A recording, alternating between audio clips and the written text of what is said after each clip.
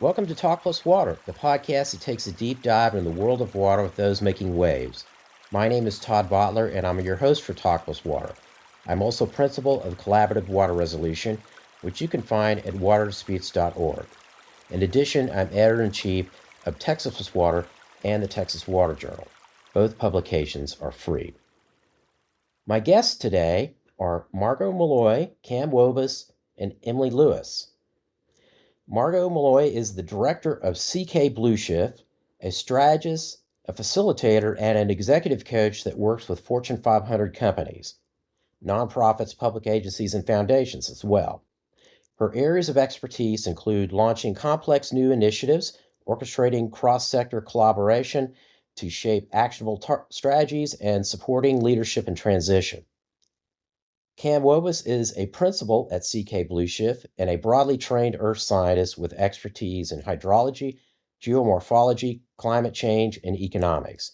He supports his clients with the quantification and monetization of climate change impacts on flood risk, water availability, and ecosystem health. He maintains a research affiliation at the University of Colorado, where he continues grant-funded research on behalf of the National Science Foundation, NASA, and the U.S. Bureau of Reclamation. Finally, Emily Lewis, who is a veteran of Talk+Water, I'm sure you'll recognize if you listen to this podcast. Emily is now a partner at Culp & Kelly, where she assists clients in navigating and solving complex water problems. She regularly advises water right owners, municipalities, investors, agricultural users, and non-governmental organizations. Emily's work focuses on designing and implementing practical solutions that secure clients' water resiliency in the face of challenging and changing conditions. And of course, Emily hosts a popular water podcast, probably more popular than mine. Jealous there, but I keep on trying.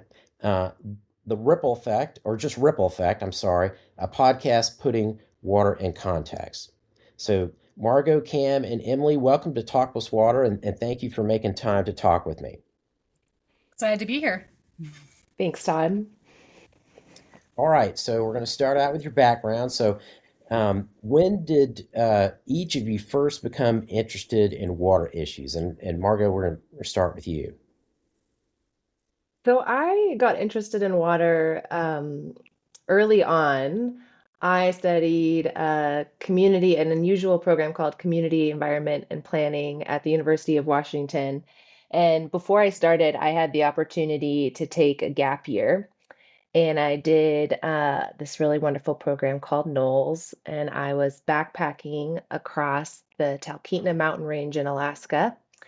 And I was supposed to be able to cross a glacier, and I couldn't because it had receded so much Oh. in the last decade from the time that the last maps had been made. And that resulted in a very memorable week without a lot of food, figuring out how to get food dropped to us. And so to me, at a very young age, that was kind of like the catalytic moment of understanding the intersection of climate, water, and our systems and how that was going to impact our future. Interesting, like a real world An impact, OG. really immediate. Yeah. Yeah. Huh. So, Cam, how about you? So I grew up in Western Massachusetts, but I spent all my summers in Colorado. And so I, spent most of my life in a very humid system, but spent all of my summers in a very arid place. And I actually it was funny. I just rediscovered my college essay not very long ago. And it turned out I wrote my college essay about water scarcity in the West, because I used to go running at this summer camp that I went to, and there was a big pipeline that delivered water from, I believe, from 11 Mile Reservoir to Colorado Springs, or to the South Platte system. And so I wrote my college essay about, like, where's all this water coming from? What are the environmental impacts of moving that water? Who's using the water, and how much do they need? And then I went to undergrad and studied geology and economics and learned about environmental economics. And then I went and got a master's degree in hydrology, and then just kind of kept going. So yeah, I guess it goes back to high school though. Is that so the system you're talking about, is that part of the Colorado Big Thompson project? No, it's south of that. Is that right? It's 11 Mile Reservoirs in South Park. And I actually don't know exactly where the water goes from 11 Mile Reservoir, but there's a pipeline that like bisected the property of the summer camp that I worked at. So, and was a camper at. So yeah, that's the pin I can put in the time when I decided that water was interesting. Great. So Emily, it's your turn. I'm going to go back and listen to the other two or three times you've been on Talk+Water and compare what you say. So, Well, just- I think we have a lot of really fun stuff to talk about, so I'll be very short then, Todd, and we can give some teasers for your listeners to go back and listen to our prior episodes. But I got interested in water at first, kind of similar to Margot, very early. Grew up in Wyoming, lots of wonderful public lands and natural resources. My family was a big boating family, lots of rafting. And so, all through high school and college and post college, I was a raft guide on many of the rivers across the West, particularly in Idaho. And it was just fascinating to kind of see the difference between a river like the Salmon River, which is one of the longest undammed rivers in the United States, the Upper Salmon or the Main Salmon. And then you get down to Hell's Canyon on the Snake, and just to see the difference of water or a waterway that's been dammed multiple times through heavy agricultural, areas of the Eastern Snake Plain, and just literally tasting the difference in the water was pretty interesting. And so from there, I decided this is kind of what I wanted to do. I got a political theory and constitutional democracy major in college, so I was going to go a law-ish route anyway. um, Mhm. and then came to the S.J. Quinney College of Law at the University of Utah here in Salt Lake City, kind of with the intention of getting a law degree that focused in water law. So from the very beginning a interest of mine.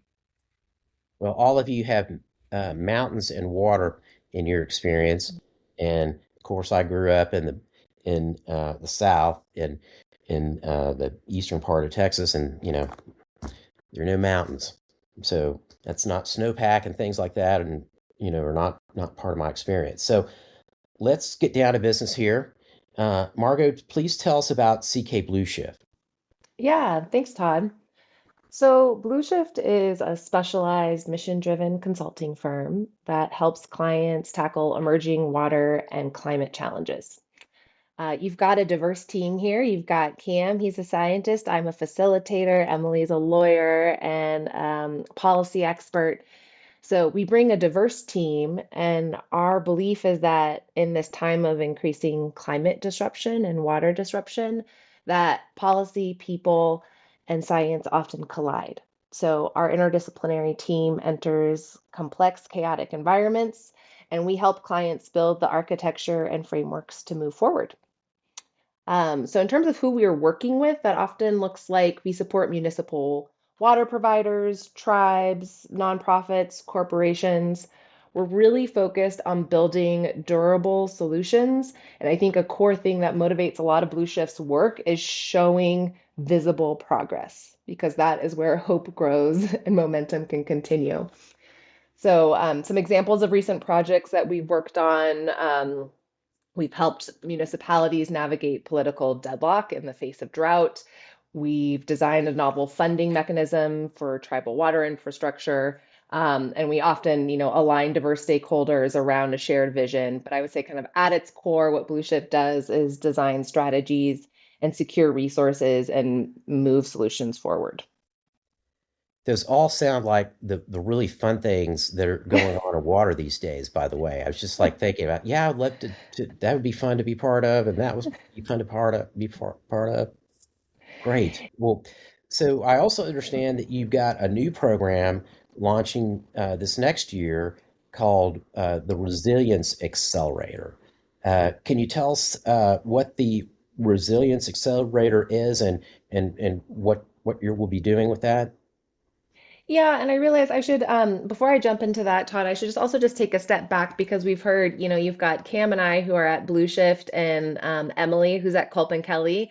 And I just wanted to flag that we actually operate as a joint enterprise. So that is why you have three different people with two different organizations. We have the ability to do that legal analysis and counsel, but oftentimes we get together and work collaboratively on projects. So I just wanted to make that note about why you've got the three of us on together.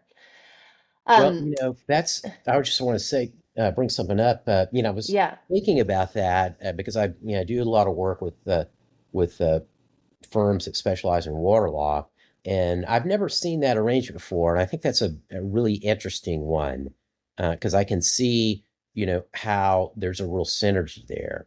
And so, sorry, Ray, sorry to interrupt, but I just wanted to bring that up. Well, it's actually a great segue to talk about the Resilience Accelerator because, Culp and Kelly was founded by Peter Culp and Mary Kelly in 2016, and Blue Shift began in 2020. And it was born out of this desire to not just be limited to law. I think, Peter and Mary and our colleagues were seeing there's all of these, kind of what feel like intractable issues, and we don't want to just advise. We want to be able to build as well. So that is, I think at the core of a lot of the work that Blue Shift is able to do. And the 2026 Resilience Accelerator is a great example of that. So we have, with funding from the Walton Family Foundation, we are partnering with Encourage Capital and the Colorado River Sustainability Campaign to launch an accelerator that's looking at getting catalytic capital to nature-based solutions in the Colorado River Basin. And we'll have a chance to talk more about some of the work our firm did incubating Blue Commons, which is a blue bank that's bringing revolving funding to projects. But what we witnessed and saw is that all these different entities and organizations were out in the world trying to figure out how to leverage new sources of capital and working in silos. And so we have the opportunity with the Resilience Accelerator to bring together that team to collaborate, right? Instead of working in silos, figuring out what are the opportunities to get new types of funders to the table, where can we potentially work together instead of each having to build our own systems. And so that is what the 2026 Resilience Accelerator is really focused at. And so our role at Blue Shift will be kind of convening, both doing the education and outreach to funders, as well as supporting participants in the accelerator. Great, great. Um, so let's, Cam, turn to you, and I'd like to know a little bit about how you use applied science in your work. Sure. Yeah. So as Margot mentioned, we kind of have a unique blend of skills. I'm on the science analytical side of the shop, if you want to call it that. And so I'm motivated kind of in equal parts by real scientific question and inquiry, like how do environmental systems work? And also by really sticky societal problems related to natural resources. And that's sort of how I came into this consulting role. I was in academia for a very long time and transitioned into consulting because there were a lot of really fascinating questions that needed to be answered. So some examples of the types of things that I've done along this front are I use satellite observations that can measure evapotranspiration to quantify like how much water is being used in the upper Colorado River Basin. That's something that everyone needs to know. So I did a lot of analytical work on that. I still do a lot of research work with NASA and US Bureau of Reclamation on understanding snow monitoring and water supply forecasting and how snow measurement can be used to improve water supply forecasts. And I also still do some work in a previous consulting role, I worked in the state of Louisiana on the Deepwater Horizon oil spill. And I still do some work on basin master planning for the Atchafalaya River Basin. So that's a little bit outside of what we typically do because it's not in the arid West, but it's still a big river system that is in need of kind of analytical skills to kind of understand what the impacts of various projects might be on that system from a natural resource perspective. So I kind of dabble in whatever is needed, depending on what our clients need to know and need to understand. And again, it all kind of comes back to like, how can we formulate interesting scientific questions and try to find the answers to them to help our clients with what they need. So I was thinking about what you were just saying at the beginning of your response, and it sounded to me like some of what is covered in this paper that you wrote recently, "Simplified Agricultural Water Use Accounting in the Colorado River Basin Using OpenET." Is that kind of an example of how you are working in the applied science area with water? Yeah, exactly. And again, like, it turns out that upper basin accounting is not at all straightforward in figuring out where all the water is going. In the lower basin, there's, dams and big diversion structures that move water to large agricultural districts. In the upper basin, it's a whole lot more dispersed. And so there's not a great understanding necessarily of where all the water is going and where it's being consumptively used. And this new tool that Margot actually worked on, OpenET, is actually kind of the first way of really directly measuring what's coming off of plants in evapotranspiration. And so we kind of looked at this new tool that's available and also looked at this problem that we don't really know where all the water is going and said, well, let's combine these things.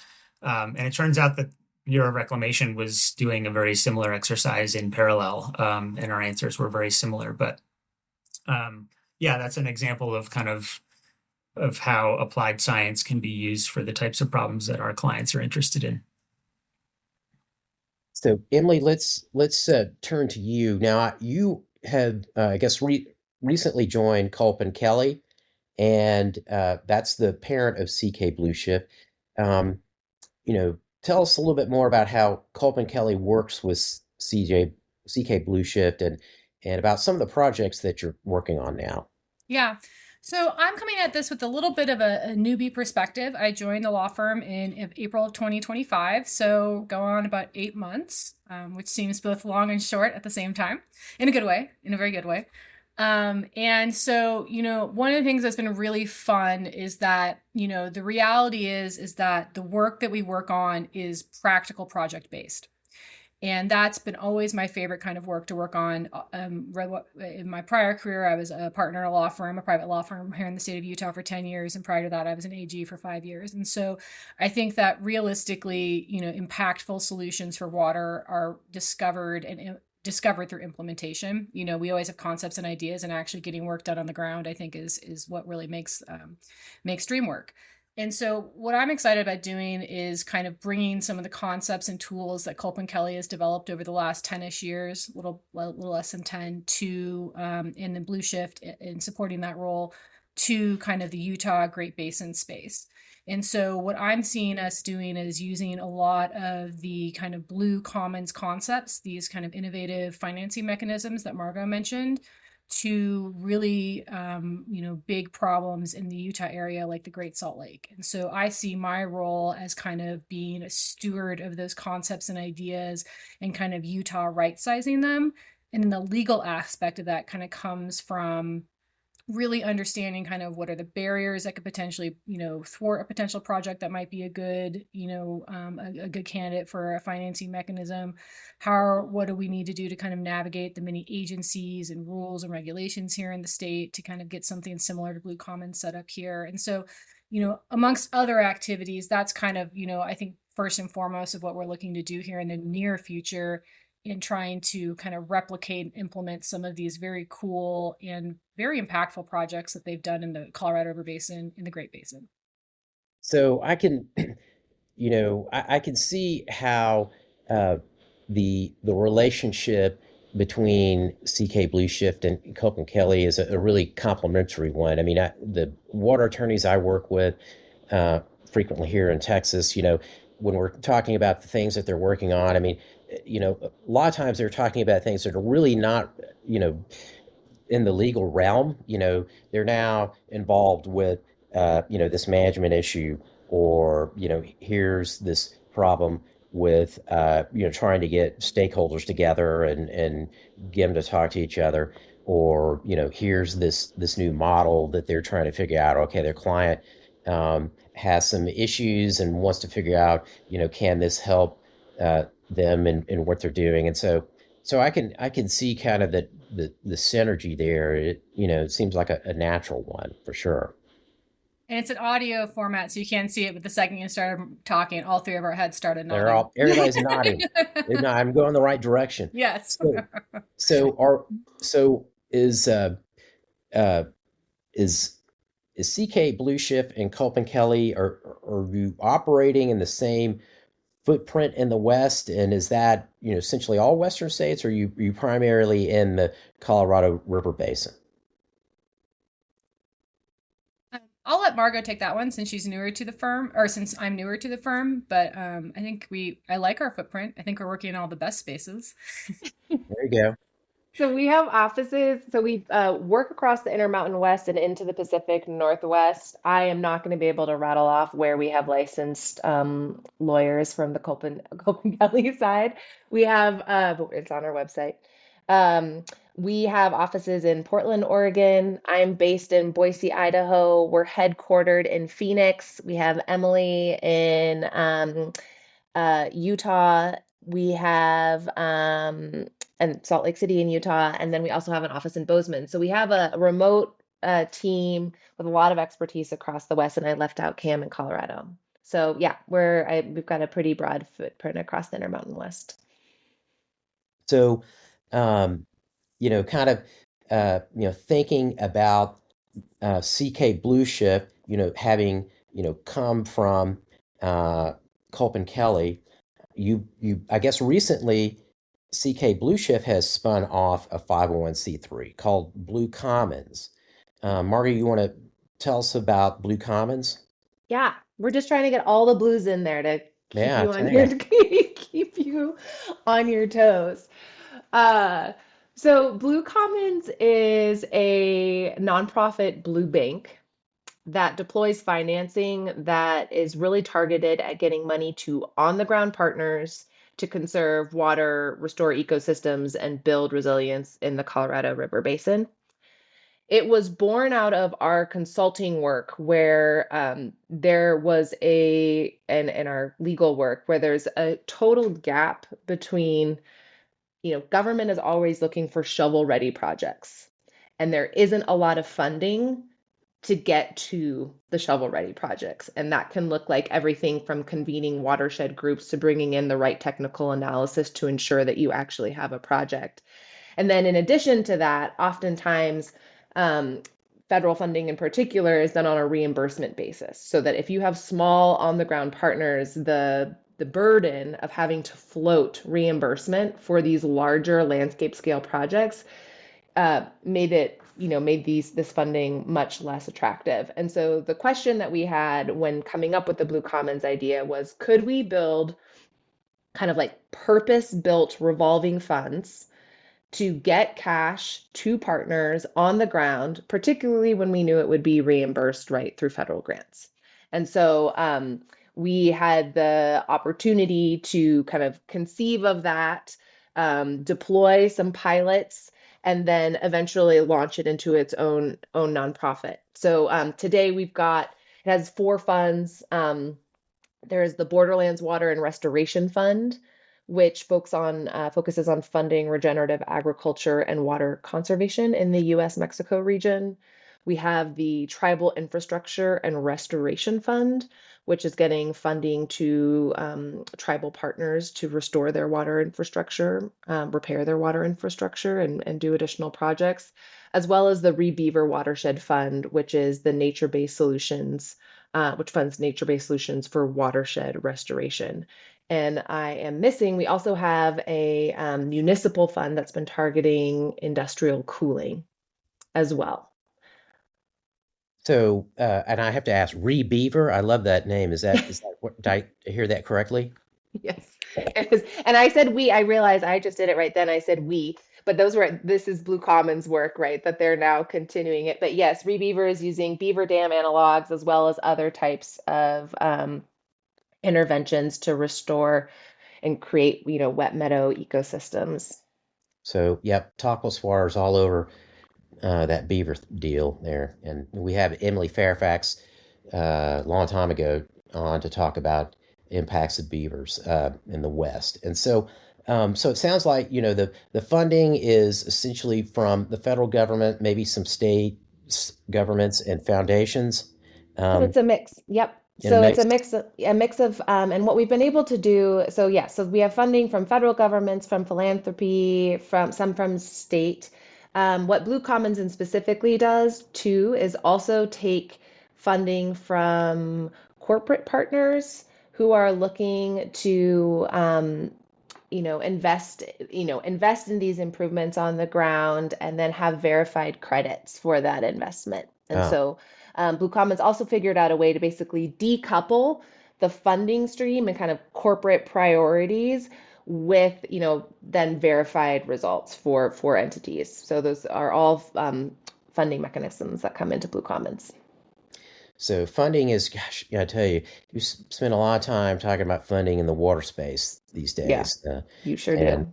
of course, Texas, has been, very focused on that over the last year. And now we've got a new funding stream that's $1 billion every year for the next 20 years. And so we're very excited about that here.